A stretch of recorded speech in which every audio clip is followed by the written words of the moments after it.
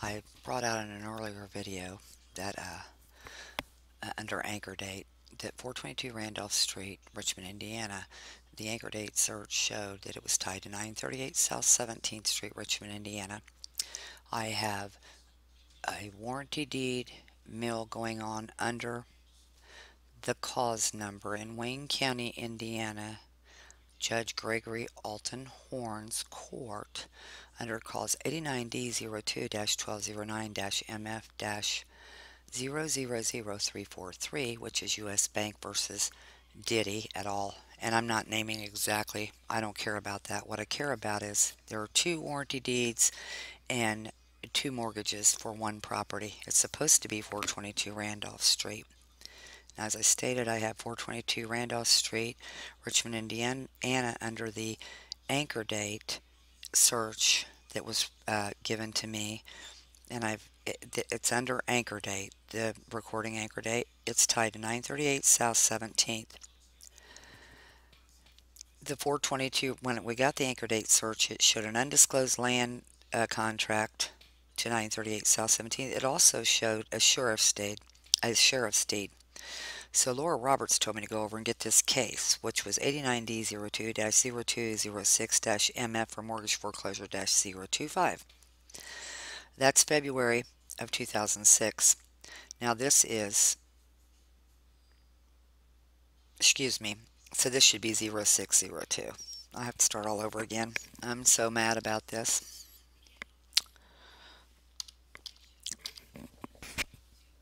That's okay. I'm not going to change that because it's easy to transpose. The clerk transposed, right? So 0602. So that was a year. So this one's 2012.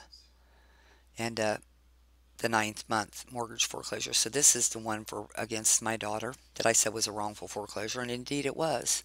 For if it wasn't, why would Judge Horn allow two warranty deeds to the same property and two mortgages? Totally separate. And these are certified that Tammy Lynn Ortman and these lawyers brought into the case. Rachel pointed it out earlier in her defense. Of course, Judge Horn totally ignored that. Said he read everything, right? Jailed all of us, knew all this. Didn't jail us, but held us in the courtroom. My husband and myself and three other people that were in the audience, and did not allow my daughter, and did this and said, oh, now what kind of a judicial officer would I be? You suck, Judge Horn. You're a criminal is what you are. And you got voted in, and you need to go to jail for what you've done. You have no right putting anyone in prison when you're a criminal. And Tammy Lynn Ortman, just because you got a license to practice law, that just means you better have liability insurance, and you're going to jail too.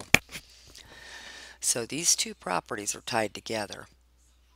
And these two foreclosures happened on 422 Randolph Street, reportedly.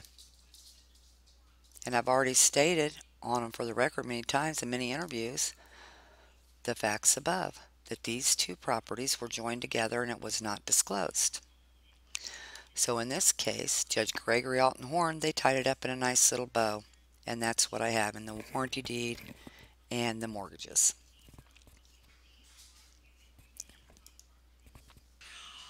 Yes, this is it.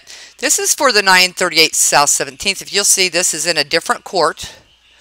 This is Jack F. Bakley, Deutsche Bank National Trust. Annette Scott, this gives her address, 938 South 17th, and Charles Scott. This is in front of Judge Colger, which I like him. I've dealt with him. He's been fair with me. But this, it shows that he filed an appearance, and they go on down. Files a notice of change of address. So they end up losing the house at this point, which is when Rachel was living at the 422 Randolph Street. This is a 938 South 17th. That is tied to Rachel's address via the undisclosed land contract that's got, it's not only undisclosed, there's a lot of discrepancies in it. It could be that the mineral rights and the surface rights belong to Pamela White, and Pamela White Judge Horn represented her right before he became a judge, and he gave her address as West End Bank. We already know West End Bank and Paul Stickle and Kathy Puckett were all involved in fraud, but the only one arrested was Kathy Puckett.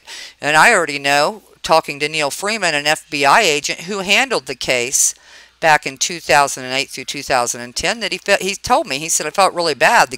Only the girl got in trouble. I wanted to get Mr. Stickle because what he did was fraud, and what you have that he did is fraud, but that he couldn't move on it. So here we've got officials in government and in the FBI that are being stopped from moving. Why would that be? Well, this shows the case is filed, of course, I say, in Judge Colger's court, and he handled it. If you go down, you'll see that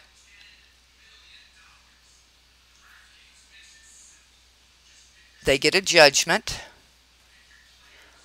on this. But let's look, because this is how they do it.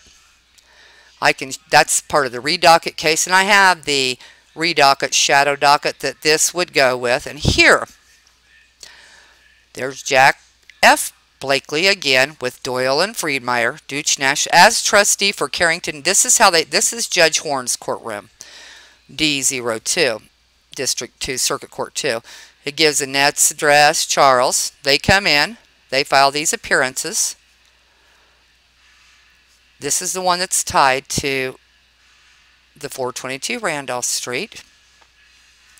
And then they file for 710, a file motion for voluntary dismissal, order of dismissal. It is ordered that this cause is dismissed without prejudice. Why? Because they're going to redock it under the 422 Randolph Street.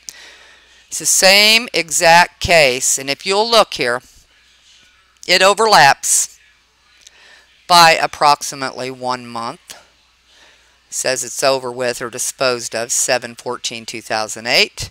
6/19/2008 is where they filed the same exact motion, so they got a month overlap. It doesn't list them as trustee here, however. And it goes on down and does all this, and then it says that they're going to file a notice of change of address. So let's go back up here to, let's go down here. This is the one. This is the 422 Randolph Street. Now you'll notice that the address is not listed here.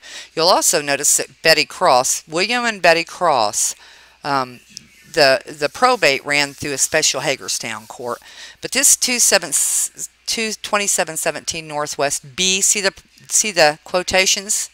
There's a special reason for that. That leads to Center City, Richmond, which is right in front of Abstract's title of Richmond.